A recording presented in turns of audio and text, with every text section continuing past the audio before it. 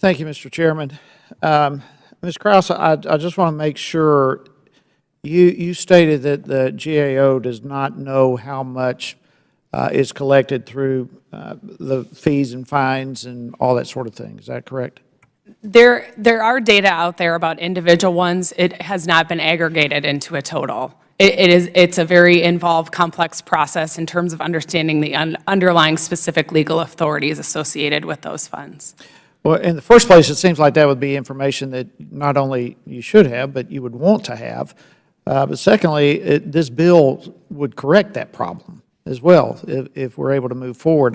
Mr. Hollister, right along the same line, I want to just, for clarification, I want to make sure that you you testified a while ago that the Treasury can provide an accurate number for the fees, fines, and settlements. Is that correct? Mr. Hice, yes, my understanding is the Treasury can. The information that the Treasury receives from agencies is often in the form of summaries. So Treasury might give you amounts, but Treasury might not be able to walk that back all the way to the specific complexities of the legal authority under which each bunch was collected.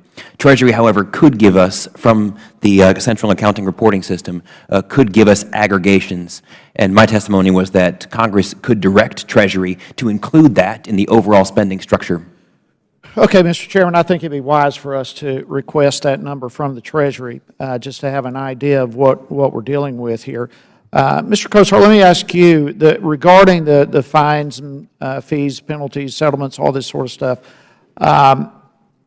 do you have any idea how much that has increased over recent years? No, I do not. Who would have that information for us? Does anyone chart the increase of fees, fines, and settlements? I would think OMB would have a number to use, and then presumably we could get some better data from Treasury. I would also like for us to get that information if we can. And let's just for the sake of being in here, is it fair, do you think, to make the assumption that fees and penalties, fines have increased over the years? Is that a fair assumption? I would say so, and I would say so probably as a proportion of the budget it has increased. Right. I would say so as well, because we're now watching some agencies actually live off of those things.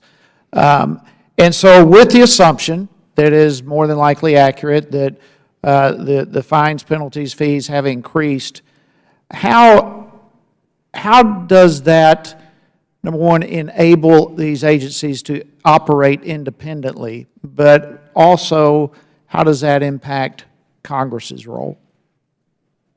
Well, Mr. Hice, it reminds me of Thomas Jefferson's letter to the Treasury Secretary complaining that the spending, even at that time in 1802, the federal government's operations had gone beyond the comprehension of Congress. The complexity at that point had already grown to the point where Congress couldn't comprehend it.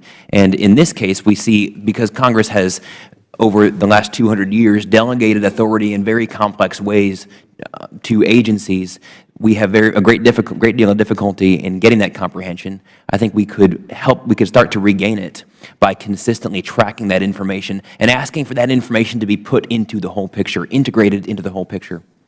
Well, I would absolutely agree, and it seems to me with the complexity that you mentioned, the more complex this whole scenario is, the more difficult it is to have oversight over it, and it gets out of hand rapidly, and it seems, and that, you know, this whole thing, and I'll just pick up on what Mr. DeSantis said, you know, this ultimately comes down to a constitutional issue, and fair enough, Congress over the decades has yielded some authority to these agencies, but we are on the verge of a genuine constitutional crisis now where those who are representatives are not having oversight and accountability, because those who are unelected in very powerful agencies are now able to operate independent from Congress and do multiple things. They're not even elected by the people. And all of this creates a potential enormous constitutional crisis. Would you agree with that,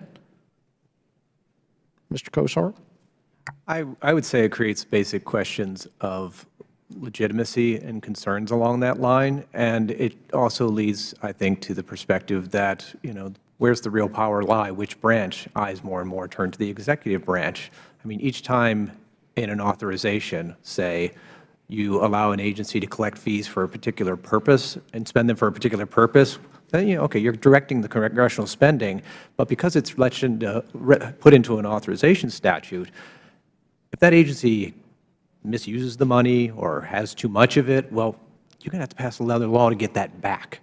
And as we know, in this environment, passing legislation is very difficult. So the more of it that is kind of toggled in one direction, the more toggles you got to pull back if things don't work out right. Well, I thank the panelists, and I thank my colleague from Alabama for this bill, Mr. Chairman. I appreciate your indulgence. I yield back.